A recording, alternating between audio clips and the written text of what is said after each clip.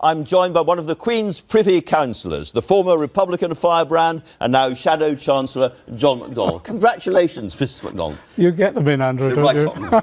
The Right Honourable John McDonnell. Congratulations. Now, you have backed this spending of 360 million or whatever it is on Buckingham Palace. Is that really right? I mean, is it correct that, given how wealthy the royal family are, that the taxpayer is picking up the bill at this difficult time for Buckingham Palace? It's a public building, it's a public monument, so it's a heritage building, so we have to invest in it to preserve it.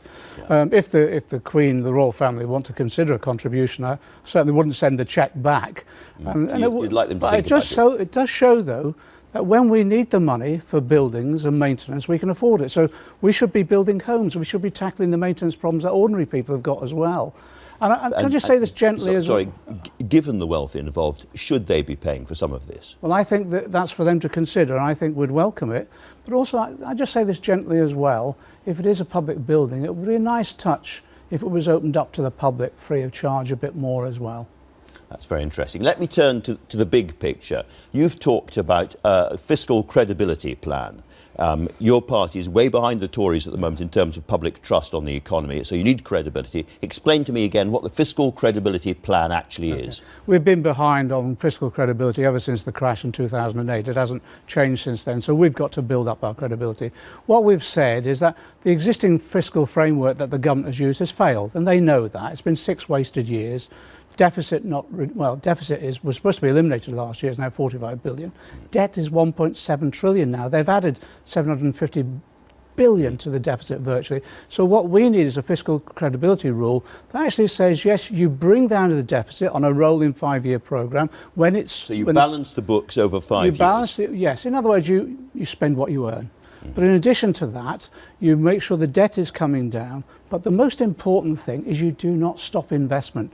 And what I've been worried about is that over that long 6-year period, our investment has actually stagnated. So we've got a productivity crisis, stagnating again. It means we're not earning our way in the year. Our current account, our balance of payments is an important... We're talking about 500 billion pounds? Let me explain that.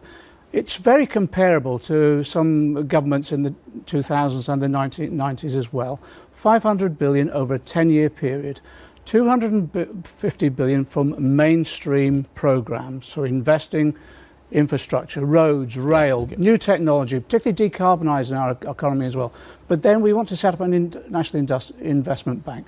This is what happens in Europe. You put money into that, and that levers another 250 billion from the private sector. At what point do we get this money back because of economic growth? Okay. Economic growth, I think, would come fairly rapidly because there's been a... Let me just give this example of what's happened under the existing government. We've had an infrastructure pipeline. Only 1 in 5 projects is actually meeting construction targets. We've had 35 billion identified by George Osborne, ready to go, shovel-ready projects. That would grow the economy and we'd get money. But remember also, Andrew, our borrowing costs at the moment are at their lowest in a generation. It's time, people say, to borrow money. Nevertheless, what rate of economic growth would you need for this gamble to work? Because it is a gamble. You don't know that you're going to get the growth. So what level of growth, extra growth, would you need for it to work? My own view is that if we got 1 or 2% extra growth, we would really be burning, we'd really be buzzing. And in that way, this is about investment in infrastructure, but it's also investment in people as well. So our public 2% extra growth beyond what we would normally get as a result of this. Is that what you're looking for? I think 1 to 2% is achievable. And that would bring the money back to the taxpayer in what period of time? Remember, it's sort of a 10-year programme. 10 years. Remember, we're at the lowest rate of borrowing in a generation. That would give us the opportunity to actually modernise our economy and become competitive in the world again. We've slipped down the league table. This is really interesting. Paid back in 10 years and 2% extra growth. Can I ask you about one other thing, which is, again, Keynes. When the facts change, I change my mind. What, sir, do you do? He said at one point. If we get higher inflation, and that seems very likely given where the pound is at the moment, and if we are facing a £100 billion Brexit black hole, as the papers say, would that change your course? Would you borrow less or would you borrow more? I'm not sure whether 100 billion is accurate. We're told that might come down over the next few days when we get those reports. This is the time when you need to invest to grow the economy. You can't put it off. The government's put it off for 6 years. That's why we've got the productive problems we've got. What about interest rates going up? Well, the interest rates, obviously, increases the cost of borrowing, and you'd build that into whatever borrowing you undertook. But you can't put off investment. Everyone's saying the same thing. I'm on the same page as the CBI, the Chamber of Commerce, on the same page of virtually every independent economic advisor. Let's move to the current account now. You've said you want an end to austerity. Yes. What do you mean by that? Do you mean reversing the government's welfare cuts, for instance? Yes. Let me just let me explain this very clearly, because where we're at the moment is, I think people recognise that we have an unfair tax system where we've had tax giveaways to the wealthy and corporations, tax evasion and tax avoidance on industrial scale. Are you going to change it to a fairer tax system? Yes, we would. We would halt the tax cuts to the rich and to the corporations, and we would reverse some of them. We would tackle seriously tax evasion and tax avoidance. In that way, we would have the resources to invest in our public services. The issue around being competitive isn't just about physical infrastructure, it's investing in people as well. Our schools' budgets are going through the cuts that we've not seen since the 1970s. That's a short-term cut for a long-term failure. So let me ask you about those cuts. You say you'd reverse the welfare cuts, and that's around 12.5, 13 billion pounds worth of money. Let's just look at these. That is the figure the government gives. Well, let's just look at what we're talking about at the moment. Universal credit. We're hoping on Wednesday the government will reverse that. We're also hoping in the first stage of our reversal of austerity, you'd ensure that the employment support allowance, £30 a week cut to disabled people who are desperately seeking work, would be reversed. That would be a first stage, and I'm hoping the government will do that on Wednesday. If they don't, we will. What about the cuts to unprotected government departments, the cuts that people see in local communities and so forth? Do you reverse those as well? What we're trying to do is make sure as we grow the economy, we can start investing back in local government as well.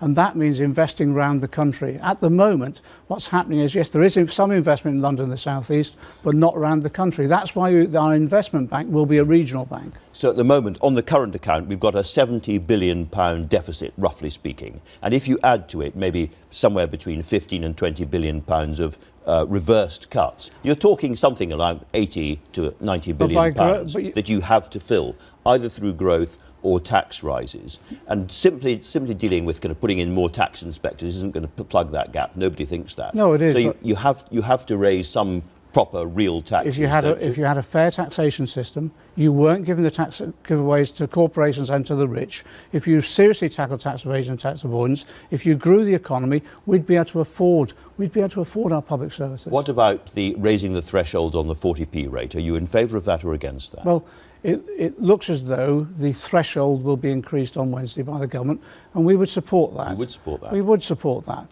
Income tax is... As a tax giveaway, It is, but it's to people who, some of whom need a tax giveaway at the moment because of the mismanagement of the economy by the Conservatives. It's hitting them hard. But what we need is a long-term strategy. We can't have... All right. This budget, this autumn statement, we're going back to giveaways and gimmicks again. A lot of the infrastructure I've heard the government is supposed to be announcing are press releases we've had already. But it was said in the papers that Philip Hammond is reversing Osborneonomics, and that they are in a sense ditching austerity and they're going back to investment. Do you accept that? Is your case that they're simply not doing enough of it, or that it's... Well, let's be clear. A lot of this is going to be gimmicks and press releases all over again. As I've said, in the pipeline, we've only seen 1 in 5 delivered to construction, that's all. So a lot of this will be repeats of what we've seen already. Some of the issues around infrastructure, like research and development, is simply replacing the cuts that they've made over the recent years. But it's a change in direction, nevertheless. Oh, look, it's a minor change in direction when this autumn statement should be significant reversal of existing economic strategy. You can put this to him in the sofa chat later on. I certainly can. Let me ask you about Brexit, because as I understand it, the Labour Party's position is that the version of the Brexit that Theresa May is going for, which doesn't necessarily protect workers' rights and wouldn't give us full access to the single market, would be disastrous for this country. I totally oppose Tory hard Brexit that they're putting forward, totally. And yet, you are also telling Labour MPs to vote for Article 50, which suggests that there is the cliff edge, let's go towards it even more quickly. Not at all. Look, why not? A referendum has taken place. We have to respect that decision. I voted and campaigned for Remain. We lost. We have to respect that decision. We do not want to be accused by not voting for Article 50 to be trying to somehow overturn that referendum. But the serious negotiations will start taking place after Article 50. And that's do you when think we need you to then get a chance to actually amend the government's plans? We've got to. And how do you do that? Well, you have to have votes in the House of Commons. We campaign in the country. We make sure in the House of Commons we form coalitions across the House of Commons as well, and we get serious negotiations going. You can force votes in the House of Commons, because that's the only way you can really change. Of course, as we move into those negotiations, we're demanding that the government comes back and is held to account in Parliament and to the country overall about the promises that they'll make throughout that period. We just need to know where the government wants to go, how it's going to get there. We have a view that a Tory hard Brexit would damage our economy, and what we've got to do now is seize the opportunities to create a new relationship with Europe. And there are real opportunities now, working with our socialist and social democratic colleagues and progressive movements across Europe, to create a new relationship that tackles some of the problems that motivated people to vote for the referendum.